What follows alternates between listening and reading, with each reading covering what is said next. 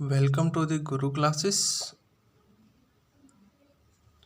तो हम लोग एक आज से फिजिक्स की सीरीज स्टार्ट कर रहे हैं जिसमें हम आपको कंप्लीट फिजिक्स पढ़ाएंगे और सीक्वेंसली पढ़ाएंगे। आप आगे बहुत ज़्यादा एंजॉय करेंगे हमारे इस वीडियो को। हमारा जो पहला टॉपिक है वो हम स्टार्ट कर रहे हैं wave motion and sound. Topic का नाम क्या है? Wave motion and sound. Wave motion and sound. चलो, तो सबसे पहले दिमाग में ये आता है कि आखिरकार वेव होती क्या है। वेव को सर्किल कर लो, इसके बारे में हम क्या जानते हैं। तो एक चीज़ दिमाग में बिठा लो, वेव कुछ नहीं होती, यह एक तरीके का डिस्टरबेंस होता है। क्या होता है? डिस्टरबेंस होता है जो प्रोपोगेट करता है, जो आगे बढ़ता है। क्या करता है? आगे बढ़ता है। इसे इंग्लिश में कहते हैं प्रोपोगेट। एक पोजीशन से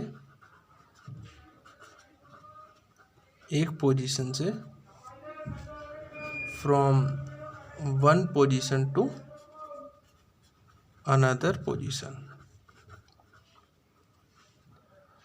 अब ये डिस्टरबेंस को प्रोपोगेट होता है, वो प्रोपोगेट होने के लिए ज़रूरी नहीं है कि मटेरियल के जो मीडियम है वो भी इसके साथ मूव करें। इसमें क्या होता है कि केवल डिस्टरबेंस प्रोपोगेट होता है एक पोजीशन से दूसरी पोजीशन। और ये जो डिस्टरबेंस होता है वो क्या क्या हो सकता है? Pressure, energy. इसका मतलब क्या है? वेव में जो प्रोपोगेशन होता है वो प्रेशर का या एनर्जी का प्रोपोगेशन होता है। डिस्टरबेंस में प्रेशर और एनर्जी प्रोपोगेट करती है या ट्रेवल करती है एक जगह से दूसरी जगह। ठीक, इसमें मटेरियल की जो मीडियम है वो एक पोजीशन से दूसरी पोजीशन मूव नहीं करते हैं। समझ आया कुछ? ठीक, चलो।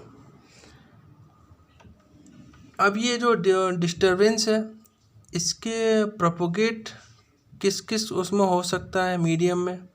तो भैया इसके लिए मीडियम की रिक्वायरमेंट होती भी है। मीडियम रिक्वायर्ड कुछ वे डिस्टरबेंस प्रोपोगेट होने के लिए मटेरियल मीडियम की रिक्वायरमेंट होती है। कुछ ऐसे भी होते हैं जो वेव या डिस्टरबेंस जिनको प्रोपोगेट होने के लिए मटेरियल मीडियम की रिक्वायरमेंट नहीं होती है। और मटेरियल मीडियम नहीं है इसका मतलब क्या? वो वैक्यूम है, वहाँ पे आपका कुछ भी नहीं है। चलो, और जिन वेव को प्रोपोगेट होने के लिए मीडियम की रिक्वायरमेंट होती है वो होती हैं आपकी मैकेनिकल वेव्स। क्या होता है? Mechanical wave. मैकेनिकल वेव एक टाइप की ऐसी वेव होती है जिनमें डिस्टरबेंस को प्रोपोगेट होने के लिए या एनर्जी को प्रोपोगेट होने के लिए या प्रेशर को प्रोपोगेट होने के लिए मटेरियल की रिक्वायरमेंट होती है। तो अब आपके मैकेनिकल वेव्स आपकी क्या हो गए? ये भी दो तरीके की होती हैं। तो सबसे पहला होता है आपका लॉन्गिट्यूडनल।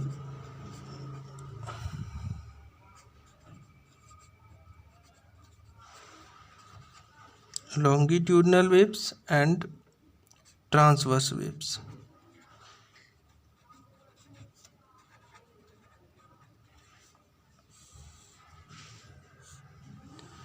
तो मैंने अभी तक क्या बताया?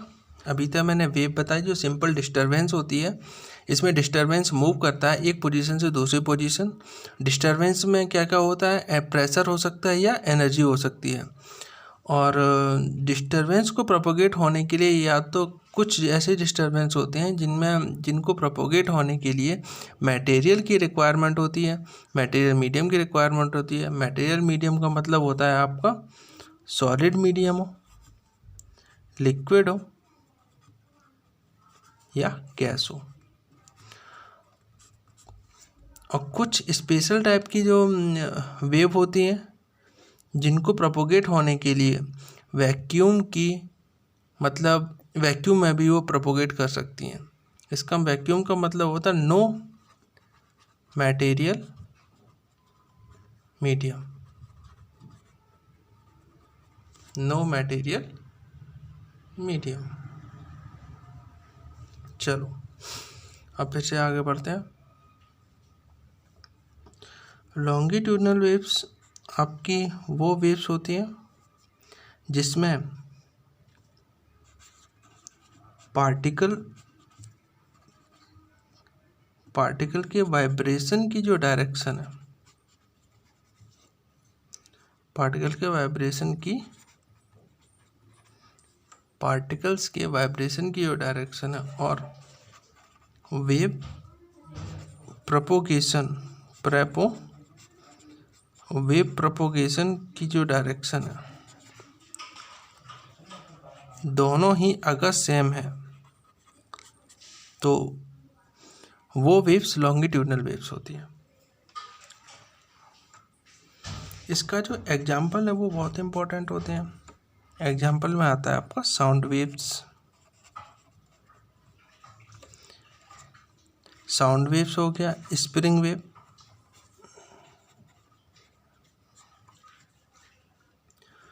और लॉन्गिट्यूडनल वेव्स आपकी जो चलती हैं वो कंप्रेशन,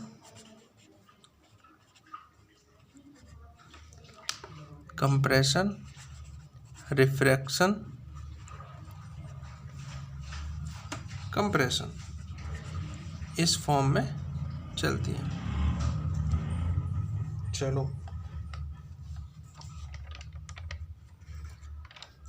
तो इसका जो रिप्रेजेंटेशन है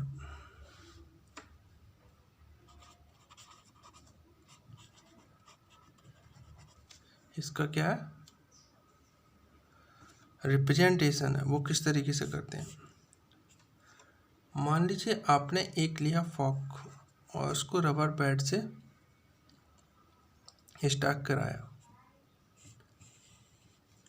तो फॉक क्या करेगा? डिस्टरबेंस करेगा इस तरीके से। तो इसके पास में जो क्या होगा वो क्या होगी? एयर। तो एयर के पार्टिकल्स भी वाइब्रेट होना स्टार्ट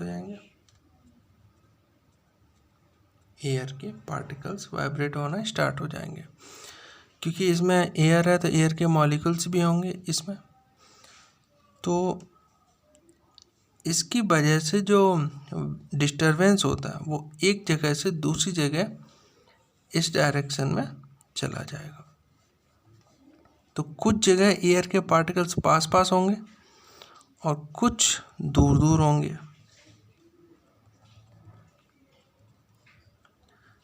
जब ये चल रहा होगा तो जिसमें कुछ एयर के पार्टिकल्स पास पास होंगे उस जोन को बोलते हैं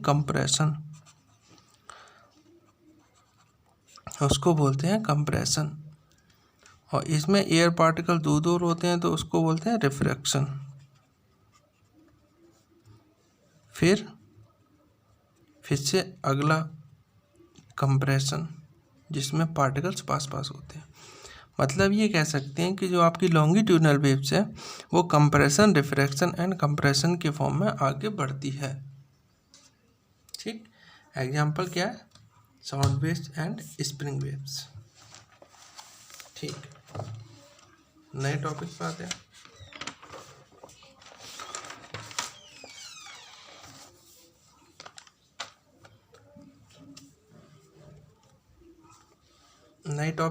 हैं। ये है आपका दूसरी टाइप की क्या होती है? Transverse wave. ये सभी मैकेनिकल वेव्स के ही टाइप्स हैं, लॉन्गिट्यूडनल एंड ट्रांसवर्स। अब चलो, मैंने क्या बोला, जो पार्टिकल हैं, जो आपके पार्टिकल्स हैं,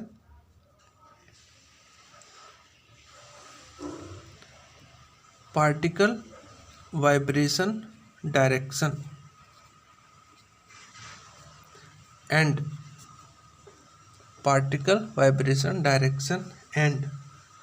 वेव प्रोपोगेशन डायरेक्शन, दोनों के बीच में अगर 90 डिग्री है तो उस टाइप की वेव को क्या बोलेंगे? Transverse wave. लॉन्गिट्यूडनल वेव्स में क्या था कि पार्टिकल वाइब्रेशन डायरेक्शन और वेव प्रोपोगेशन डायरेक्शन दोनों ही सेम थी। इसमें क्या है, particle vibration direction and wave propagation direction इनके बीच में 90 डिग्री है। अब आप जो लॉन्गिट्यूडनल वाला तो आपने बहुत कम देखा होगा, लेकिन ये वाला ज़रूर आपने देखा होगा इस तरीके से।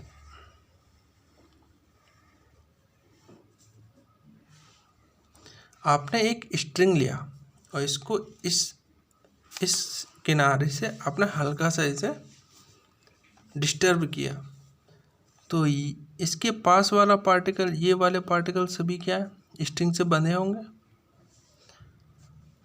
तो आपने यहाँ पे केवल डिस्टर्ब किया, पहले ऐसी थी स्ट्रिंग, आपने यहाँ हल्का सा डिस्टर्ब किया, तो इस वजह से ये पार्टिकल इस तरीके से मूव होने लगे। पार्टिकल्स क्या है, ये आपके इस डायरेक्शन में वाइब्रेट हो रहे हैं। ये वाला इस डायरेक्शन में हो रहा है, देखो ये वाला पार्ट, क्या ये रस्सी का जो ये वाला पार्टिकल टूट के आगे जा रहा है? नहीं, ये पार्टिकल अपने पोजीशन पर ही, किसी एक पार्टिकल को मैंने देखा, वो उसकी पोजीशन को मैंने फिक्स कर दिया, तो वो देखा उस पार्टिकल के मोशन, ये तो भैया ऊपर नीचे जा रहा है, ऊपर नीचे जा रहा है मीन पोजीशन के। इसका मतलब ये है कि ये पार्टिकल केवल अपने मीन पोजीशन के इधर उधर डिस्टर्ब हो रहा है, उस वजह से, या वाइब्रेट हो रहा है, तो उस वजह से यहाँ पे जो हमने डिस्टर्बेंस किया था, इस तरीके से ये पैटर्न को फॉलो करते हुए डिस्टर्बेंस आगे जा रहा है। डिस्टर्बेंस का मतलब क्या था? Pressure and energy. प्रेशर भी हो सकता है या एनर्जी भी हो सकती है। तो इसका मतलब क्या है कि भैया जो आपका ये है पार्टिकल है वो मूव नहीं करता है, डिस्टर्बेंस आपका मूव करता है इस तरीके से।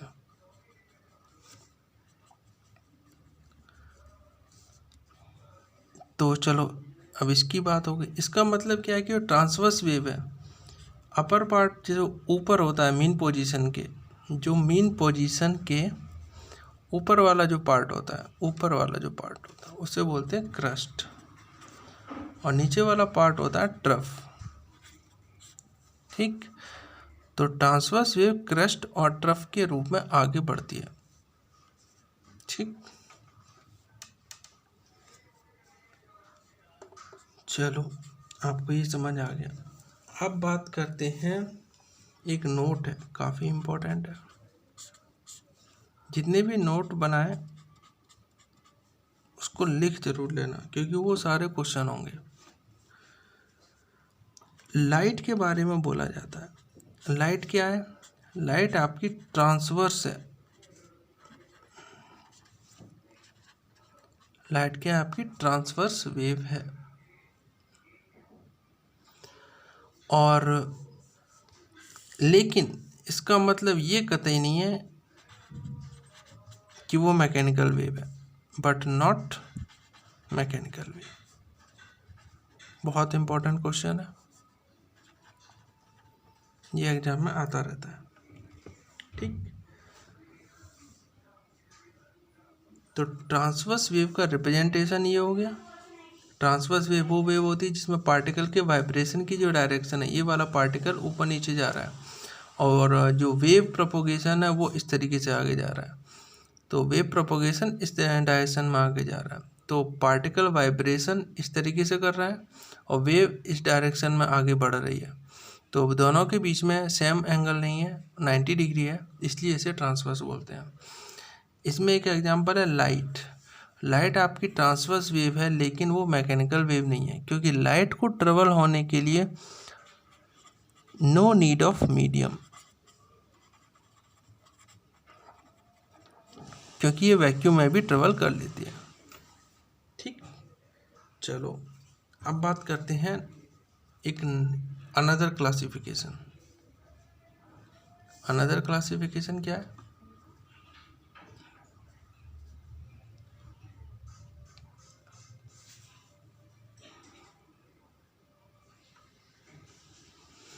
अनदर क्लासिफिकेशन है आपका electromagnetic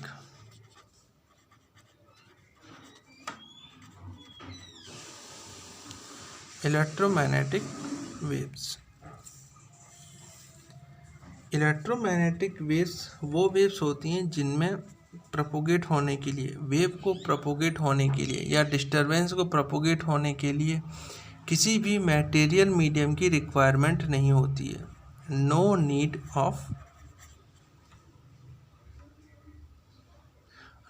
of medium for propagation of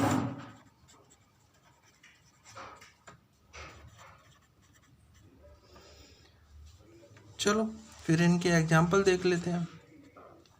example आप देखोगे तो एग्जाम्पल में आपके आते हैं विजुअल लाइट वेव्स।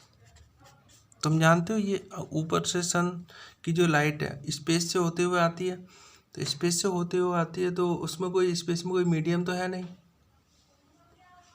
तो जब वहाँ पे कोई स्पेस नहीं है तो इसका मतलब ये है कि स्पेस है, वहाँ पे कोई मीडियम नहीं है, फिर भी वो आगे चल के आती है। इसका मतलब ये है कि वहाँ पे कोई भी मटेरियल मीडियम नहीं है, फिर भी वेव प्रोपोगेट हो रही है, तो इस वजह से इसे बोलते हैं इलेक्ट्रोमैग्नेटिक वेव्स। चलो इसके एग्जांपल हैं x ray, gamma ray, radio waves, ETC। Important इनके डायरेक्ट क्वेश्चन ऐसे आते हैं कि एक्सरे क्या है, इलेक्ट्रोमैग्नेटिक वेव से या मैकेनिकल वेव से या ट्रांसवर्स वेव है, क्या है, सीधे सीधे क्वेश्चन आते हैं। तो अब बात करते हैं कैरेक्टरिस्टिक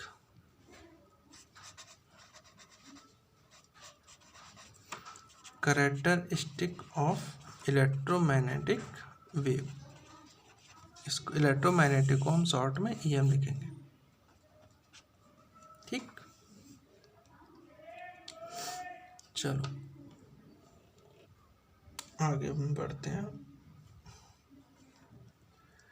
इलेक्ट्रोमैग्नेटिक वेव्स की जो स्पीड होती है वो लाइट की स्पीड के बराबर होती है, 3 × 10⁸ मीटर पर सेकेंड। अब इसमें एक नोट और डालो जो बहुत इम्पोर्टेंट है कि जितने भी इलेक्ट्रोमैग्नेटिक वेव्स हैं उनका हर एग्जाम में एक क्वेश्चन आता है, कि हर एग्जाम में क्वेश्चन आते रहते हैं कि हर एग्जाम में क्या क्वेश्चन आते हैं कि इनका जो फ्रीक्वेंसी का जो ऑर्डर है, फ्रीक्वेंसी ऑर्डर उसका इंक्रीजिंग और डिक्रीजिंग। तो अब हम आपको बता दे रहे हैं।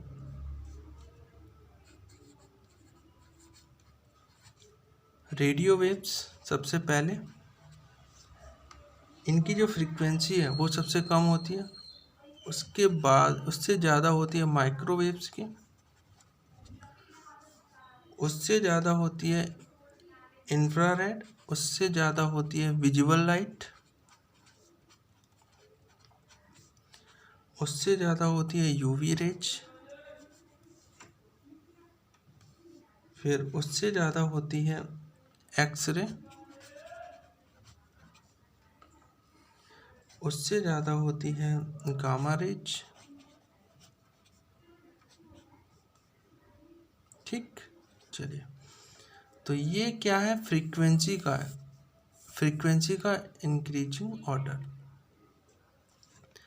और फ्रीक्वेंसी आपकी एनर्जी जो होती है वो फ्रीक्वेंसी के प्रोपोर्शनल होती है।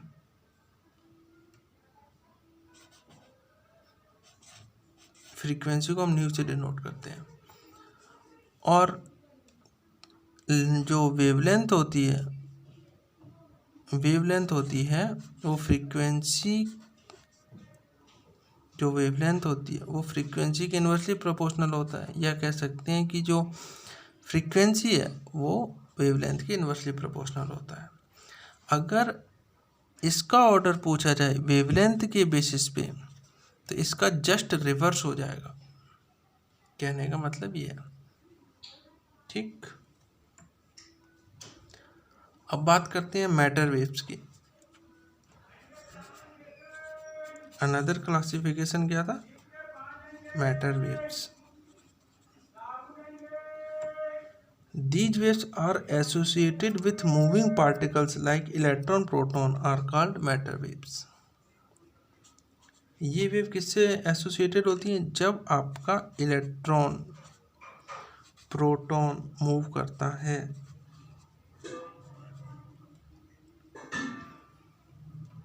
जब आपका इलेक्ट्रॉन और प्रोटॉन मूव करता है तो उस वजह से जो वेव प्रोपोगेट होती हैं या वेव जनरेट होती हैं उन्हें बोलते हैं मैटर वेव्स। चलिए, इसके आगे जो टॉपिक हैं वो होंगे आपके वेवलेंथ क्या होती है। वेवलेंथ क्या होती है आपकी, सिंपल चीज़ें इसके आगे पढ़ेंगे, जैसे वेवलेंथ, फ्रीक्वेंसी, टाइम पीरियड क्या होता है, ये सभी इनसे रिलेटेड टर्म है जो आगे की क्लास में हम देखेंगे। फिर साउंड वेव, इसके बारे में फिर स्टार्ट करेंगे साउंड वेव, क्योंकि सबसे पहले पता होना चाहिए कि वेव आखिर होती क्या है। वेव लोगों को पता ही नहीं होता। पहली बात तो क्या इसमें पार्टिकल मूव करता है या डिस्टरबेंस मूव करता है, तो ये सब चलता है। Thank you class. इसके आगे की जो वीडियो है वो नेक्स्ट जल्दी ही अपलोड करूँगा। कल तक आपकी आ जाएगी एक और वीडियो। और पसंद आया तो हमारे चैनल को लाइक एंड सब्सक्राइब करें। और इसमें मैं कम्प्लीटली यूपीपीएससी का और एसएससी का और आपका जो भी स्टेट एग्ज़ाम होते हैं जिसमें नॉन टेक आता है, जिसमें मतलब फिजिक्स आती है, वो सीक्वेंशली पूरी की पूरी कंप्लीट करेंगे और एक भी वीडियो इसमें प्राइवेटाइज नहीं होगा। सो आप इसके लिए बिल्कुल निश्चिंत रहिए। Thank you.